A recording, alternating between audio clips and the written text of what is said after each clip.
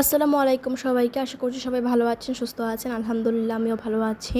তো এই যে দেখতে পাচ্ছেন সন্ধ্যাবেলায় হচ্ছে ইফতারের পর একটু ফুচকা বাহির থেকে নিয়ে আসছিলাম। তো বাসায় সবাই মিলে খাবো আর কি।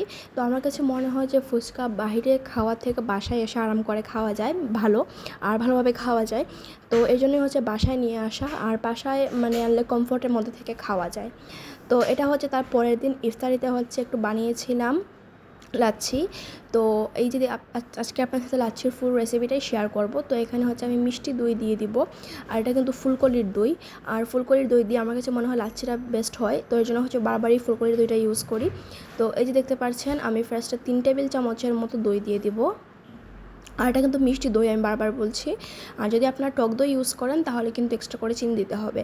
তো যেহেতু আমি মিষ্টি দই ইউজ করবো এবং বিভিন্ন রকমের দুধ ইউজ করবো, তাই আমি চিনিটা দিচ্ছি না। তো এখানে হচ্ছে আমি 1/4 কাপের মতো কনডেন্স মিল্ক দিব। আর কনডেন্স মিল্কটা দিলে হচ্ছে লাচ্ছির অথেন্টিক ফ্লেভারটা পাওয়া যায়। তো কনডেন্স মিল্কটা দিয়ে দিলাম।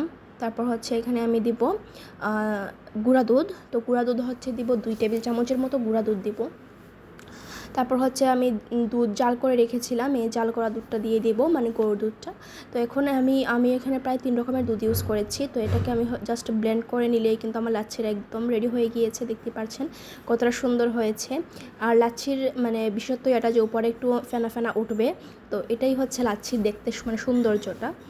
তো এই যে দেখতে পাচ্ছেন এখানে হচ্ছে আজকে ইফতারের জন্য বানিয়েছি হচ্ছে রুটি আর গরুর মাংস। তো আমরা তো সবসময় খিচুড়ি, বিরিয়ানি এগুলো খেয়ে থাকি। তো একটু যদি ভিন্ন কিছু ট্রাই করি তাহলে কিন্তু এটা খেতেও বেশি ভালো লাগে। আর আমার কাছে তো রুটি আর গরুর মাংসের কম্বিনেশনটা ইফতারিতে দারুণ লেগেছে, কারণ মানে আমরা বাসার সবাই মানে শেষ করে ফেলেছি খেয়ে, মানে বাকি ছিল না আর কি। তো মানে সবাই পছন্দ করেছে। তো এই যে দেখতে পাচ্ছেন, তো এখানে হচ্ছে আমি রুটিগুলো সব বেলে নিচ্ছি, আর একটু ময়দা উপর দিকে ছিটিয়ে দিচ্ছিলাম যেন একদম লেগে না যায়। তো এই যে দেখতে পাচ্ছেন, তো আমি এখানে প্রায় ইফতারের 30 মিনিট আগে রুটিগুলো সব মানে বানিয়ে রেখে দিয়েছিলাম। তো এখন হচ্ছে আমি সব ছেঁকে নিব আর কি। আর রুটিগুলো হচ্ছে তো সুন্দর শেপ দিতে পারিনি, কারণ মানে যারা ভালো শেপ দিতে পারে তারা তো ভালো, আর আমি হচ্ছে ভালো শেপ দিতে পারিনি। বাট দেখতে সুন্দর হয় নাই, বাট খেতে তো মজা হয়েছিল। তো এই যে দেখতে পাচ্ছেন আমি রুটিগুলো হচ্ছে খুব সুন্দরভাবে সেঁকে নিচ্ছি। আর মানে একটু কেয়ারফুলি সেঁকতে হবে, না হলে কিন্তু এটা পুড়ে যেতে পারে। তো এই যে দেখতে পাচ্ছেন রুটিগুলো ছেঁকে নিচ্ছি, আর এটা প্রায় ইফতারের 10-15 মিনিট আগে সব রুটিগুলো ছেঁকে নিচ্ছিলাম যেন রুটিটা গরম থাকে। আর রুটি যদি ঠান্ডা হয়ে যায়, মাংসটাও যদি ঠান্ডা হয়ে যায়, তাহলে কিন্তু খেতে এত একটা ভালো লাগে না।